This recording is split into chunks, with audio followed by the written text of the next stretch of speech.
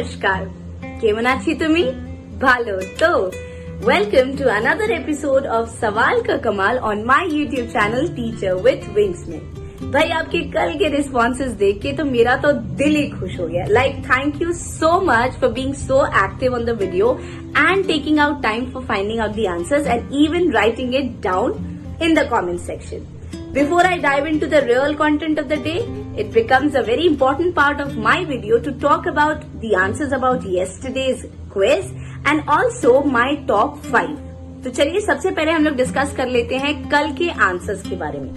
कल का जो सबसे पहला क्वेश्चन था वो ये था कि you had to tell the name of this huge, the largest human gathering which happens at 4 different places which is believed to have been blessed by the nectar after the Samudra Manthan. ये answer तो I am really happy कि आप सभी लोगों ने सही दिया था। The answer to that was Mahakumbh Mela, जो 4 जगहों पे होता है, जिसमें आपके प्रयागराज आते हैं, उज्जैन आता है, नासिक आता है और हरिद्वार आता है। Prayagraj is actually the new name given to Allahabad after the name changing series which was taken up by the Yogi government. उसके बाद हम चलते हैं क्वेश्चन नंबर 2 की तरफ, जहां पे मैंने आपसे पूछा था कि कितने स्टेट्स के साथ में उत्तर प्रदेश अपना बॉर्डर शेयर करता है। अब ये थोड़ा सा ट्रिकी क्वेश्चन हो गया था because basically the answer that I was looking for was to just talk about the states. Apparently उसमें एक यूनियन टेरिटरी भी आती है जो है हमारी दिल्ली। अगर हम इन सबकी बात करें that will be a total of 9 places which are sharing a boundary with Uttar Pradesh. But अगर हम सिर्फ स्टेट की बात करते हैं तो हमारे पास 8 ऐसे स्टेट्स हैं और 1 यूनियन टेरिटरी है। इस क्वेश्चन को क्योंकि मैंने थोड़ा सा कॉम्प्लेक्स बना भी दिया था एंड मेरे पास दोनों तरह के आंसर्स आए भी थे, तो I am expecting both the answers and I am really very happy that you actually looked into the map to find out the answer for the same. I mean map ही देखा था ना, Google तो नहीं कर लिया। चलो ठीक है, गूगल कर भी रहे तो कोई बात नहीं, अब इसके बाद याद रखना, ठीक है। चलो आगे बढ़ते हैं क्वेश्चन नंबर 3 की तरफ। कल का जो क्वेश्चन नंबर 3 था वो बेस्ड था इस पर्टिकुलर ट्री के ऊपर जिसे हम मानते हैं द ट्री फ्रॉम हेवन, जिसे हमने ये भी माना है कि lord Krishna when he came on the earth he brought this tree back on the earth. The answer to it was very simple, it was the Parijat tree, जिसे आज भी हम लोग कई जगहों पे देखते हैं। एंड बेसिकली इसका सबसे इम्पोर्टेंट फीचर ये है कि इसके जो फ्लावर्स हैं वो अपने कलर्स को चेंज करते हैं। कल का क्वेश्चन नंबर 4 बेस्ड था अमिताभ बच्चन के पिता श्री हरिवंश राय बच्चन की एक अद्भुत कविता के ऊपर, जिसको कि ऋतिक रोशन की मूवी अग्निपथ ने भी इस्तेमाल किया था। तो मेरा क्वेश्चन आपसे ये था कि you had to tell me the name of the last poem written by Harivansh Rai Bachchan ji and उसके साथ साथ में आपको ये भी बताना था कि उनको कौन सा हाईएस्ट सिविलियन अवार्ड मिला है भारत की तरफ से। Now there were mix in the answers in the same also, but the exact answer which I was looking for was Padma Bhushan in terms of award, and the poem that he wrote which was apparently his last composition also was Agnipath। आज भी उन खूबसूरत शब्दों को आज हम enjoy जरूर करते हैं और ये बिल्कुल उसका लुत्फ भी काफी बेहतर तरीके से उठाते हैं। चलते हैं अपने क्वेश्चन नंबर 5 की तरफ, जो था एक अगेन बड़ा ही सिंपल सीधा सा क्वेश्चन था। Let me just find it out and let you know, just a small second, क्योंकि बहुत सारे आंसर्स अभी भी आ रहे हैं तो आई एम स्टिल ट्राइंग कि मैं किसी का भी आंसर मिस आउट ना करूं एंड जस्ट इन केस किसी का आंसर मिस भी हो जाता है तो प्लीज आप लोग बुरा ना मानिएगा। हाँ, तो लास्ट जो क्वेश्चन मैंने आपको कल पूछा था it was on the monument and also the president of this particular country who happened to visit India and also visited this particular monument before the COVID-19. So the answer is the president of United States of America, Donald Trump, visited this particular monument along with his wife in his official tour to India, and the monument which I was looking for is Taj Mahal.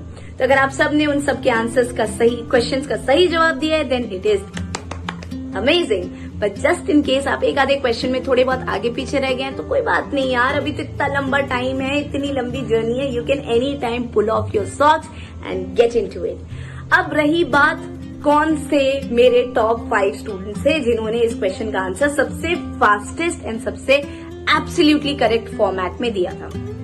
काफी difficult था मेरे लिए ये identify करना, because obviously from your end you are thinking that oh I am the first person. यहाँ पे possibility है due to network and other issues वो कमेंट्स मुझे थोड़ा सा आगे पीछे हैं. तो प्लीज अगर आपको लगता है कि आप टॉप 5 में थे एंड मैंने अगर आपका नाम नहीं लिया है तो प्लीज मुझे माफ कर दो, गुस्सा मत करना.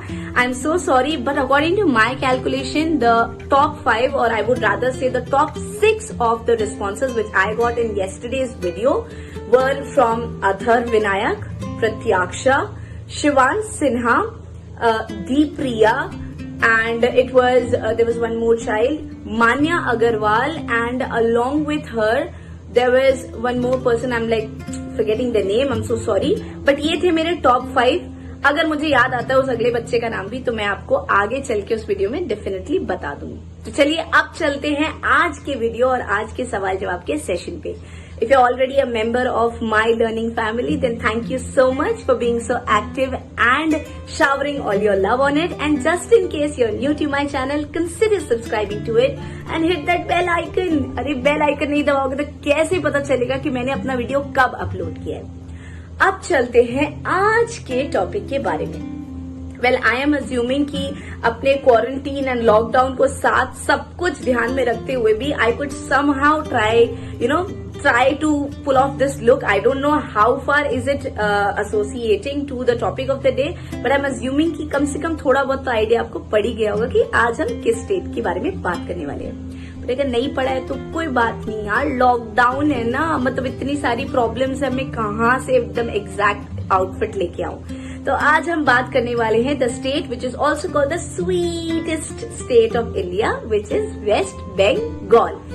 West Bengal is very close to my heart because number one, I was born over here, and number two, I spent a very good time of my childhood over there itself. तो technically speaking जब मुझे decide करना था कि next day के लिए मैं कौन से स्टेट को पिकअप करूं, आई डोंट रियली थिंक कि वेस्ट के अलावा मेरे पास कोई और नाम मेरे दिमाग में आ रहा था.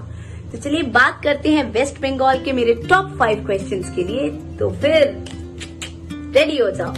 Question number 1. Since West Bengal is the land of माँ Durga, I don't really think कि उनकी blessings और उनके question के बिना मैं इस वीडियो को स्टार्ट करना पसंद करूंगी. तो आपके लिए मेरा question number 1 ये है कि आप सबने सुना होगा just a few years ago एक monument बनाई गई थी in one of the parks of Kolkata, which also happens to be the tallest human-made ideal of माँ Durga in the entire world. ये आइडियल इतनी खूबसूरती से बनाई गई थी कि एकदम पूरे की पूरे वर्ल्ड का अट्रैक्शन इसने गेन किया था. And at the same time Amitabh Bachchan also tweeted about the same in one of his tweets. अगर मैं इसके बारे में थोड़ा और बात करूं तो this ideal is 80 feet tall. सवाल आपके लिए सिंपल सा है, आपको मुझे बताना है कि किस जगह पे, किस पर्टिकुलर पार्क पे इस आइडियल का कंस्ट्रक्शन हुआ है. I think it's a simple one. I think you can just find it out very easily. और हाँ, याद आ गया, जो मेरा 5th बच्चा था जिसने मेरे आंसर्स को दिया था in the top 5 or 6 category was also Ananya Kashyap. So Ananya Kashyap, congratulations to you also. चलिए बढ़ते हैं अपने क्वेश्चन नंबर 2 के बारे में. भाई गाड़ी चलाना, स्पेशली 4-wheeler चलाना is taken as a symbol of luxury, but keeping a lot of factors in mind, ये सपना हर फैमिली का पूरा नहीं हो पाता है. एंड अपेरेंटली इसी वादे को पूरा करते हुए रतन टाटा ने टाटा नैनो को लॉन्च किया गया था, which was apparently the cheapest car not just in the country but also in this entire world. अब आप सोच रहे होंगे कि वेस्ट बंगाल का रतन टाटा और टाटा नैनो से क्या कनेक्शन है, तो मैं आपको ये अब बता देती हूँ.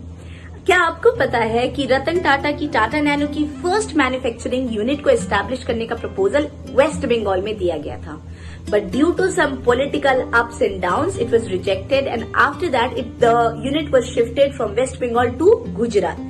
सवाल आपके लिए सिंपल सा है, आपको मुझे बताना है कि किस जगह पे, वेस्ट बंगाल के किस पर्टिकुलर जगह पे इस यूनिट को एस्टैब्लिश करने का प्रपोजल डाला गया था. ठीक है, चलते हैं क्वेश्चन नंबर 3 की तरफ. बात वेस्ट बंगाल की हो और हम यहाँ के मीठे मीठे रसगुल्लों को भूल जाएं, ऐसा हो सकता है क्या? बिल्कुल भी नहीं. अच्छा, अगर इसके बात को सुन के आपके मुंह में पानी वानी आ रहा हो तो रुक जाओ, मतलब और 2-3 मिनट लगेंगे, मैं वीडियो खत्म कर दूंगी, इसके बाद आप जाके खा सकते हो. ठीक है, So you tell me that there was a very long time for which West Bengal was on a continuous call for getting the authentication of Rasagullas being their own recipe. जी हाँ, for a long time दो states आपस में भिड़ रहे थे ये finally declare कराने के लिए कि रसगुल्ला किस स्टेट का ऑथेंटिक डिश है। इनफैक्ट ये न्यूज इतनी ज्यादा इंपॉर्टेंट थी कि जब इसका वर्डिक्ट आया था it was on the cover page of times of India. तो आपको मुझे बताना है कि ये कौन सा स्टेट है जिसके साथ में वेस्ट बंगाल इस कंटिन्यूअस कॉन्टेस्ट में लगा हुआ था। चलो चलो फाइंड आउट करो, लालच बुरी बला है। पहले क्वेश्चन सुन लो फिर उसके बाद जाके रसगुल्ले खाना, ठीक है। चलते हैं अपने क्वेश्चन नंबर 4 की तरफ। अगर आपका थोड़ा बहुत हिस्ट्री में रुझान रहा हो या इंटरेस्ट रहा हो, then you must have heard that how important was Kolkata, which was back then called Calicut, important for the East India Company. And when we are talking about West Bengal, I can't really afford to miss out this important factor related to the state. आप सबको सुंदरबन के बारे में पता ही होगा, but क्या आपको पता है कि for a very long time the Mughals had the control over the Sundarban. But unfortunately or fortunately, or I don't know what word should I pick up, in 1757, East India Company withdrew all the rights of this particular Mughal emperor and took Sundarban under their own charge. जिनसे east India company ने सुंदरबन के सारे rights को छीन लिया था। सीधा सा सवाल है, सिंपल सा जवाब है, and it is back from the history. जब हम बात करते हैं वेस्ट बंगाल की या इंडिया की किसी भी स्टेट की, we can't really forget the amazing association we have with our history. तो आपको मुझे बताना है कि ये कौन से मुगल एम्परर थे जिनसे ईस्ट इंडिया कंपनी ने उनके पूरे के पूरे सुंदरबन पे रहे हुए राइट्स को छीना था, एंड उसके बाद में ये ईस्ट इंडिया कंपनी के अथॉरिटीज में आ गई थी। ठीक है, बढ़ते हैं इस एपिसोड के आखिरी क्वेश्चन की तरफ। जब बात हम वेस्ट बंगाल की करते हैं, then I can't really think that any other state of India can do the amount of justice in terms of literature and poetry which West Bengal has done. I mean, with no offense with any other country, any other state, but I really feel that somewhere down the line, the amount of association West Bengal has shown in bringing out the best colors of Indian literature, this is really commendable. And उसी process में मेरा एक question बनता ही है। आपको मुझे बताना है the name of this person who wrote the national anthem for 2 countries, one of India and the other one for another neighboring country of West Bengal. आपको मुझे बताना है कि इस कंट्री का countries, one of India and the other one for another neighboring country of West Bengal. आपको मुझे बताना है कि इस कंट्री का नाम क्या है, and also the name of this minded genius of words. तो ये थे मेरे आज के 5 सवाल। आई डोंट रियली थिंक कि बहुत ज्यादा डिफिकल्ट है ये, and they are very very easy and interesting to look for. तो rules are straight and simple. Once you are done with the video, don't forget to hit the like button, share so that more people can get to know more about all these amazing facts related to West Bengal, and start looking for the answers. Once you get all the 5 answers, don't forget to put it down in the comment box, and please अपना नाम लिखना मत भूलना। अगर आप अपना नाम नहीं लिखोगे, मुझे कैसे पता चलेगा कि किसने आंसर दिया है। And one more time before I leave all of you, अगर आपका नाम मैंने ना लिया हो अपने शाउट आउट में, then my most sincere apologies. Please please please excuse me for the same and stay with me for this amazing journey of learning. जल्द आपसे मुलाकात होगी कल with the answers of this episode and also with another beautiful state. तब तक के लिए stay home, stay safe, and don't forget to keep questioning, because that's the most important thing you and I need to do at this point of time. Happy learning. Bye-bye.